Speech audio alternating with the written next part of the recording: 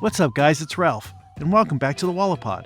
Back in 1999, my pal Mike waltzed into my home with a bootleg copy of a flick known as the Blair Witch Project. We had zero idea what we were about to watch, only that it was a super creepy homemade film. The bad quality of the copy actually made it even scarier and gave us the fright we were after.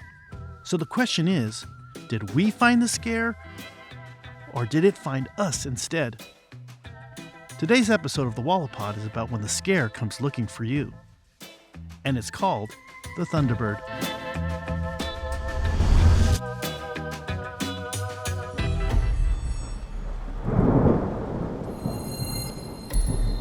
Everyone we passed were honking at us like they were trying to warn us. The storm seemed normal and the roads were clear, so we kept going. My wife and I were on our way to a funeral. We didn't know this, but we almost drove right into ours. We were in the high country on our way to the res. My wife is part Native American, and her maternal grandmother had passed away. Now, you can't fly into this area. The only access is a 5-hour drive. The isolation seemed strong, and every sound made us jump. Civilization faded far away. We were about halfway into our road trip when we unknowingly turned right into the heart of this huge storm. It was like stepping into a different world where reality and the unknown mixed together.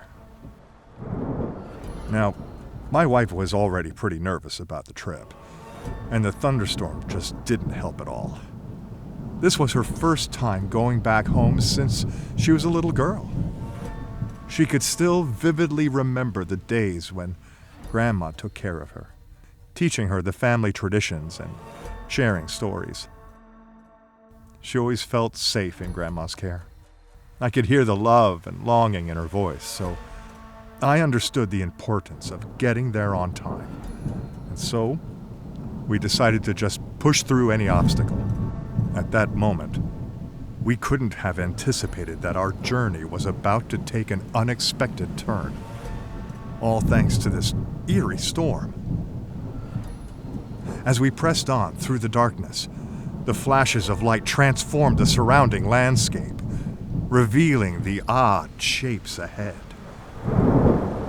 The thunder that followed, sometimes roaring overhead and at other times rumbling gently in the distance, added such drama to the night. That's when my wife saw it, up in the sky. At first, I couldn't see because I had to focus on driving. She said there was something huge flying through the clouds. Then she shouted, "There it is again!" This time, I saw something too. We heard a loud screeching noise all around us. "I think it's circling us," she said. I looked up and asked, "Are you sure it's not a plane?" I was just trying to make sense of it. "It is not a plane," she said. I think it's a Thunderbird." I asked with a shaky voice, "What in the world is a Thunderbird?" She calmly tells me it's a creature that my grandma told me about. It has wings as big as canyons. It's believed that the Thunderbird guards the skies. It makes thunder by flapping its wings and sending lightning across the sky. Its job is to bring rain, strength, and safety to the land. But I couldn't help thinking, I don't feel very safe right now. The lightning was flashing right above us, and we were stuck in the middle of the storm. The creature had stopped circling us and was now trying to block our way. It came right at us.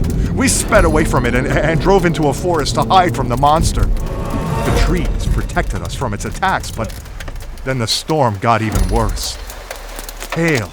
The rain turned into chunks of ice, and the hail hit our car like rocks. making this deafening noise. But there it was again. I pressed the gas pedal hard, trying to escape the hailstorm. As we pulled away, we saw a light ahead. A car with someone waving wildly, but no, we didn't dare stop because we were afraid that monster was going to catch us. We thought we had lost it for good. But then, just when we started to breathe a sigh of relief, that creature came back.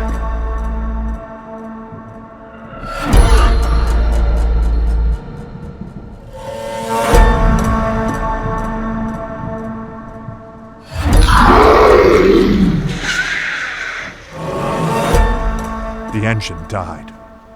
The thunder cracked again. At that moment, all the light just vanished. It was total darkness. We could hear that Thunderbird screaming at us.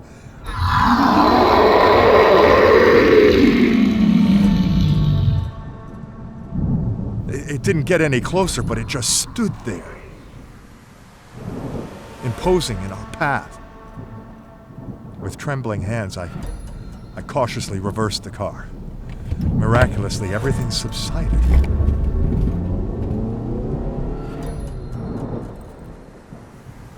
Upon our return, the frantic person who had tried to flag us down explained that the bridge ahead had collapsed and that we were lucky to have escaped.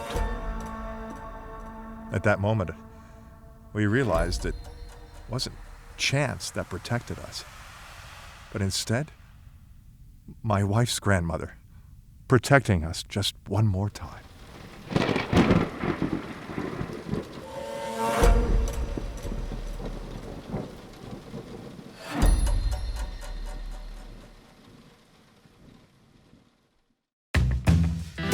I'd like to thank my friends to the north, Mitch and Melody.